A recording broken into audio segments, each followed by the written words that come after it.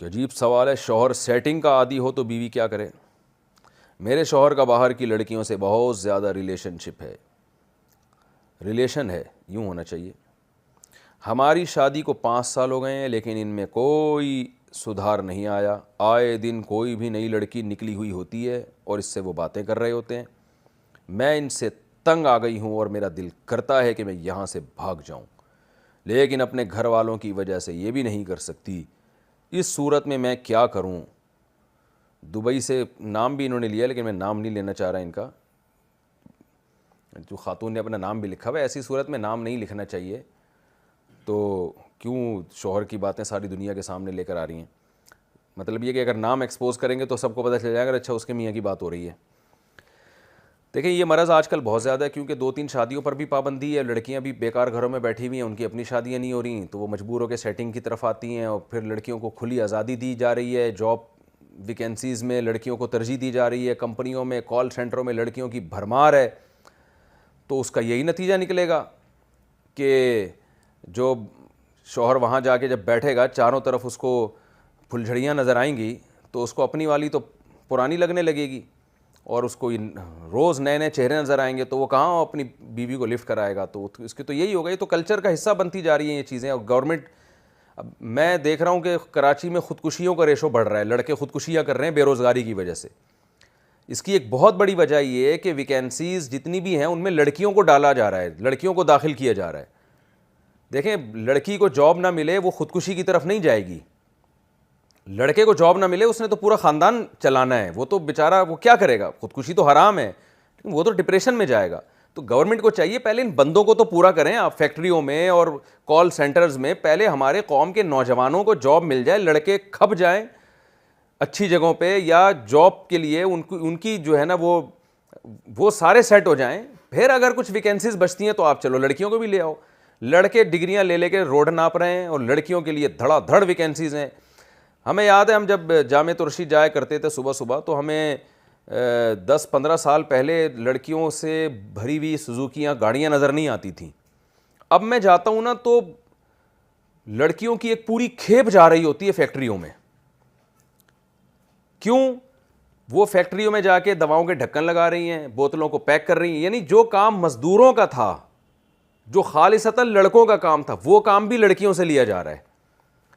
तो अब आप बताओ, ये लड़कियां जब जाके जॉब करेंगी इतनी बड़ी तादाद में, तो वो लड़के तो इतने बेरोजगार होंगे ना, जो घर इनके भाई घर में बैठे हुए उनको जॉब नहीं मिल रही, और बहन जनाब जाके फैक्ट्री में वो बोतलों के ढक्कन लगा रही है वहां जाके, और इस पर फख्र कर रही है कि औरत हमारे मुआशरे में आज़ाद है। ये कैसी आज़ादी है भाई? ये ज़्यादा आज़ादी है कि ये घर में बैठती है, इसका भाई लाके इसको खिलाता, घर में शहजादियों की तरह खिलाता है इसको, शौहर कमाता, शहजादियों की तरह बीवी को खिलाता वो। तो ये इस यूरोपियन कल्चर का एक बदतरीन असरात हैं, जिसमें मर्द औरत की जिम्मेदारी से हाथ खींच रहा है। क्योंकि जब ये लड़कियों में और ज़्यादा ये जॉब का रेशो बढ़ेगा तो मर्द तो बिल्कुल ही निखट्टू हो जाएंगे। जैसे फ़िलिपाइन में हमने दुबई में देखा, सारी फ़िलिपीनी लड़कियां जॉब कर रही हैं और उनके मियाँ जो है ना, वो घरों में बैठे हुए मुफ्त खोरी कर रहे हैं वो, क्योंकि औरतों को वहाँ चस्का लग गया जॉब करने का। तो ये नेचर के ख़िलाफ़ है, इसको ख़त्म करना चाहिए। इसका नुकसान क्या हो रहा है कि मर्द के पास इतनी लड़कियाँ घरों से बाहर मुझको मिल जाती हैं दोस्तियां लगाने के लिए, और उन लड़कियों की फिर शादियां भी नहीं हो रही हैं, क्योंकि मर्द बेरोज़गार हैं, वो कहाँ शादी करेंगे। वो तो कहता है स्टेबल होने में मुझे टाइम लगेगा, उसके बाद मैं शादी करूँगा। तो स्टेबल होते होते वो लड़कियां भी बुढ़ियाँ हो जाती हैं, तो वो भी दोस्तियों की तरफ, और ये मैरिड भी दोस्तियों की तरफ। तो पूरा कल्चर आप देखें कुछ वक्त के बाद ऐसी की तैसी हो जाएगी। और इंतहाई अफसोस के साथ कहना पड़ता है कि इस पर ना हुकूमती सतह पर आवाज़ उठाई जा रही है, ना इस्लामी नज़रियाती कौंसल इस पर आवाज़ उठा रही है, और ना मिंबरों से जितनी आवाज़ उठनी चाहिए उतनी उठ रही है। हम बस ये 2-4 मसाइल हैं, इन्हीं को लेके घूमते रहते हैं। जो एक इतना बड़ा मसला है कि हमारा कल्चर तबाह होने वाला है, इसकी तरफ मैं समझता हूँ जिस तरह तवज्जो होनी चाहिए मजहबी स्कॉलर्स की, उनकी तवज्जो नहीं है। उसी रॉ में बह गए हैं। जो एक यूरोप से और मगरिब से एक तूफ़ान आया है ना बेहयाई का, उसी में सब बह गए हैं और सब ने कंप्रोमाइज़ कर लिया है। तो इसका ये तो आपके मियाँ की अभी सेटिंग है ना, ये सबके मियाँओं की होने वाली है थोड़े दिनों में, इल्ला माशाल्लाह। तो आप गम ना करें, तो 10-15 साल में आपके पड़ोसी जो खातून होंगी, उनके मियाँ की भी 8-10 लड़कियों से चक्कर होंगे, और हो सकता है अभी भी हों। बताया ना उन्होंने, वो वसीम और सत्तार के नाम से जो बंदे सेव हो ना, वो राहत और मसर्रत, वो लड़कियां हों जिनके नाम उसने वसीम और सत्तार से सेव किए हुए पड़ोसी ने। उसके पड़ोस में भी ये अब आप दिमाग से निकाल दें कि। तो अब करना क्या है कि कल्चर तो होने वाला है बेड़ा गर्क उसका, ये तो आप लिख लें। 2-4% लोग ही बचेंगे जो इस अजाब से बच जाएंगे। तो अब ख़वातीन के पास एक ऑप्शन ये है कि या तो ऐसे आदमी से तलाक़ लें, लेकिन तलाक़ लेने के बाद आप इस खुशफहमी में ना रहें कि आपको कोई इतना नाइस पर्सन मिल जाएगा जिसके लड़कियों से चक्कर नहीं होंगे। वो सिर्फ वही लोग होंगे जिनके तबलीग में 4 महीने लगे हुए हैं या किसी बुज़ुर्गों से बहुत तवील सोहबत हैं। ऐसे लोग, मैं नहीं कह रहा कि नहीं है, बदगुमान नहीं हो, लेकिन ये बहुत सिमटते जा रहे हैं। और दूसरी बात ये कि वो आपसे करेगा क्यों शादी, क्योंकि लड़कियों की इतनी भरमार है हमारे मुआशरे में कि मेरे पास तो फ़ोन आते हैं ना, कोई ख़वातीन अपनी बच्चियों के लिए फ़ोन करती हैं, मुफ्ती साहब हमारी बच्ची के लिए रिश्ता बता दे। तो मैं कहता हूँ पहले 1000 ख़वातीन ने अपनी बच्चियों के लिए कहा हुआ है, तो आपका नंबर 1001 पे आपको डाल देते हैं। इन 1000 की जब हो जाएंगी तो 1001वां नंबर आपका है।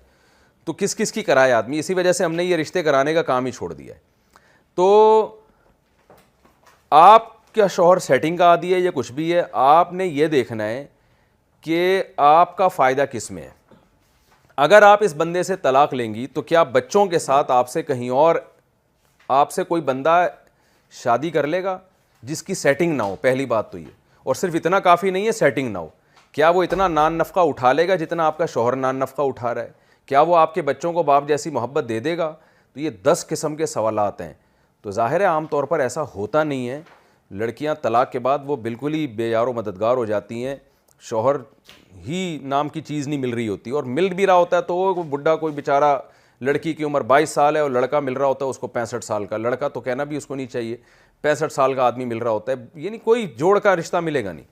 तो ऐसी मजबूरी में फिर हम ख़वातीन को यही मशवरे देते हैं कि भाई अगर वो आपके बेसिक हुकूक अदा कर रहा है ना, वो सेटिंग वाला मियाँ बेसिक हुकूक अदा कर रहा है आपके, आपको घर की छत दी हुई है, गैस बिजली के बिल दे रहा है, आपका नान नफ़का उठा रहा है, आपको घर में आके थोड़ा बहुत मुस्कुरा के कभी कभार तमीज़ से बात कर लेता है, तो something is better than nothing. ये बुढ़ा हो जाएगा तो खुद ही ये चीज़ें छोड़ देगा। ऐसी ख़वातीन हैं हमारे इल्म में, उनके शौहर बिल्कुल बूढ़े होने वाले थे, 5 साल पहले उन्होंने मुझसे मशवरा लिया, मैंने कहा अपने मियाँ के साथ निभा करें, ये बुढ़ा हो जाएगा छोड़ देगा। 5 साल में वो बुढ़ा हो गया तो वो सारी खरमस्तियाँ उसकी खुद ही ख़त्म हो गई। वैसे ठरक कभी ख़त्म होती नहीं है, लेकिन लड़कियों ने ही उस बुढ़े को छोड़ दिया। ठरक कभी ख़त्म नहीं होती, ये जहन में रखें। अगर किसी ने जवानी में ये ठरक ख़त्म नहीं की और वो ये समझता है कि बुढ़ापे में छोड़ दूंगा, ये तो दिमाग से निकाल दें, लेकिन लड़कियां खुद ही उसको छोड़ देती हैं। वो मशहूर है ना कि जवानी और बुढ़ापे में क्या फ़र्क है। जवानी में हसीनों के नंबर मोबाइल में होते हैं और बुढ़ापे में हकीमों के नंबर होते हैं। तो आप बर्दाश्त कर लें आपका मियाँ जो कुछ कर रहा है। अगर आपको उम्मीद नहीं है कि इससे अच्छा मियाँ मुझे मिल जाएगा, जो कि मैंने बताया बहुत मुश्किल है, रिस्क वाला मामला है, तो गुजारा चलाएं, मोहब्बत से मियाँ को समझाती रहें, दुआ भी करती रहें मियाँ के लिए।